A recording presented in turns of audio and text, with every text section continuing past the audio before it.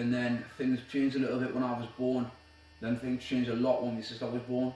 I was like, my mother and father met when they were like total young, and they got themselves their own place on the Tynedale Terrace. That's where they lived for like a year or something, and then my mother fell pregnant with me. And sort of like, I think my sister was born 4 years later, and that's when they finally moved to Cramlington.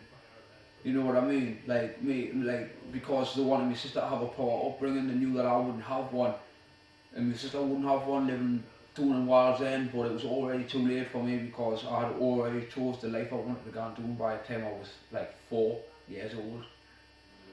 Would you say that your lifestyle is violent?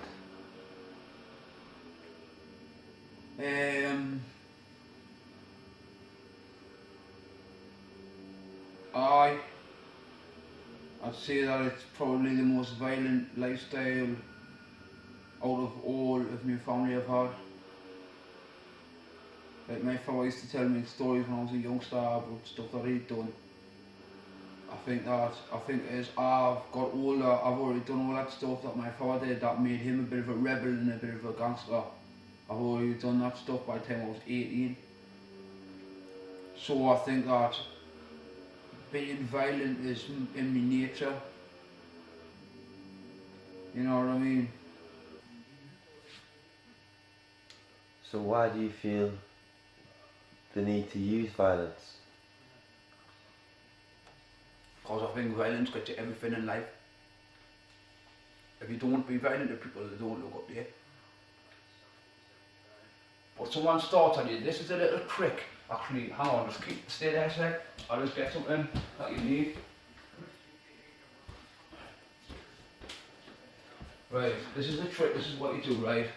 So someone's gonna start on you and that.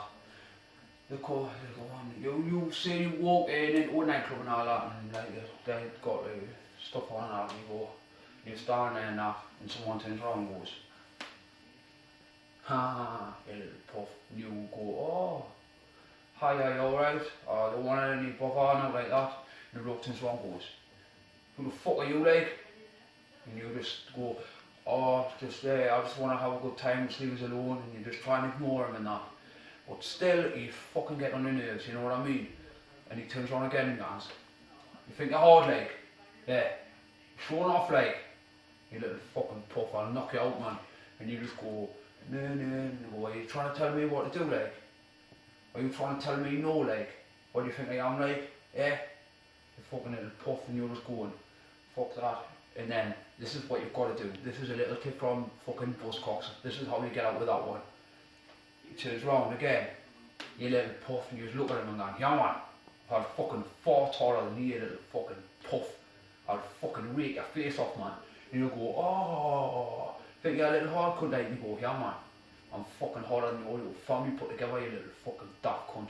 And you'll just raise his hand like that, they can't get you. That's when you do this, pull a knife through on him, and you'll just go, whoa, and just go like that. And his fucking face, like try and get him in between his eyes and that, and just go like that. And just fucking going like that, and going, fucking, come on, like that, come on! Just fucking get him, and he's fucking grab him by the head like that, and just fucking put it in his face as hard as you can, like under like that, and going up like that. And you fucking start whinging like a Ben. And that's all I do, because at the end of the day, as soon as they go to punch you, you just go like this, slice time, and just fucking slice the cunts. They'll fucking run off and tell the police on you.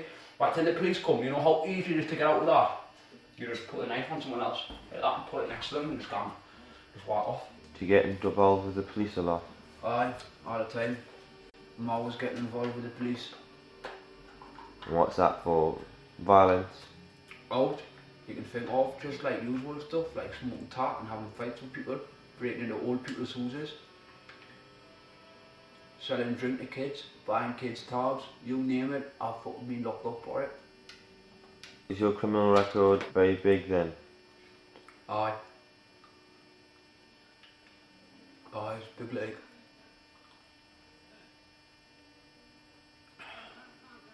I've probably got the biggest criminal record in England. And that's not me showing off either. That is probably a fact if you go and ask the police. I mean, honestly, ask anybody around here. say, who's Buzzcocks? They'll know who I am. Everybody around here knows me. Do you know who Buzzcocks is? No? Buzzcocks? No. Do you know? No. Do you know who Buzzcocks is? No. So you're looking for a job at the moment, Stephen? No, not really. I have to go and see the lass up the door, so they're supposed to sort us out with jobs. I gone there 1 day a week so I can get me benefits. But I've got other stuff that I do that's not working, but it makes us a little bit of money.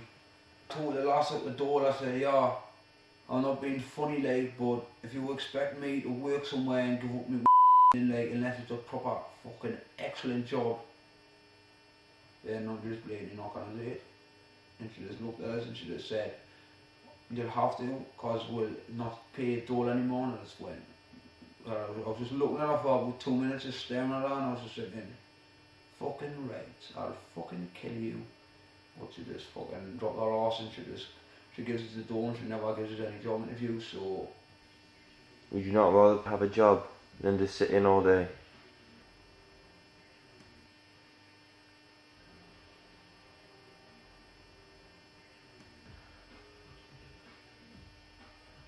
Yeah. After my first day spent with Stephen, some of the things Stephen was saying I found very hard to believe. But I gave him the benefit of the doubt, as I didn't want to form an opinion of him at such an early stage in the documentary.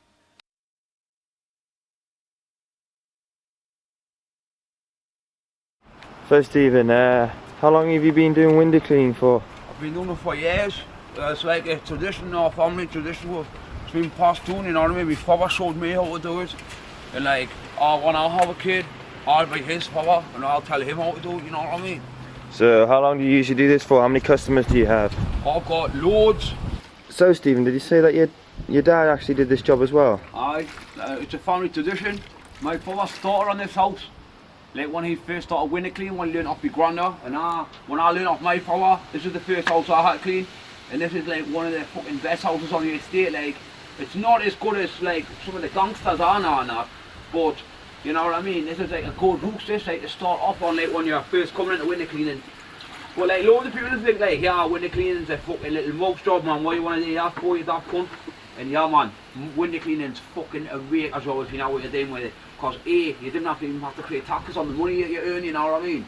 So that's already you're making more money than someone who works at like a bank or something like that. And then you've got to think, read. People say, oh yeah man, you don't even make much money. That's absolute proper shit, that like. Because I've made easily about £200 in 1 day. And on good like fortnights, because I do it on a fortnight basis, I've made about 12 grand a fortnight. So, you know what I mean? And how many times do you actually work a week? Just 1 day. So would you say you're happy with this job that you have? Aye, it's a good enough. So I think most of the times it's just like, you know what I mean? I've got like a few more forms of income, like this is one of them. I've got another one. And what's that?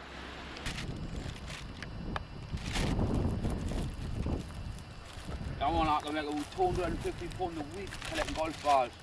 You might think, yeah, he's doing a bit of a daft cunt and all that because I only golf balls.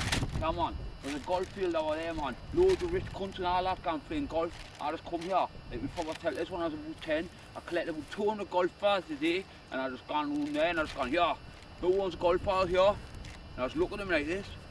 And then now that I'm not telling these bullshit guys, they'll come over and I gone, yeah, I'll buy about 50 off you and I'll get you £200 new. And I gone, alright, Paul, follow me. But you've got to be cool and you've got to know where to look, because I mean I've only fun free new, but I've been here for about 20 minutes. By the time I've been here for an hour, yeah man, I'll probably be a millionaire. So